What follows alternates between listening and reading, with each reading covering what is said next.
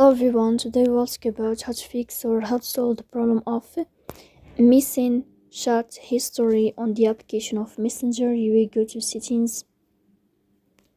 In this page, you will go to apps, default apps, app settings.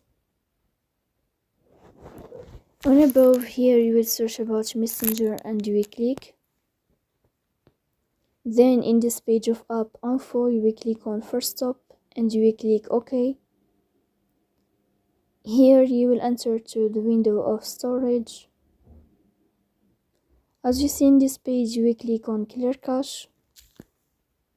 Here you can turn on your airplane mode and you can turn off your airplane mode again to fix that problem. So please don't forget to support us by like and subscribe.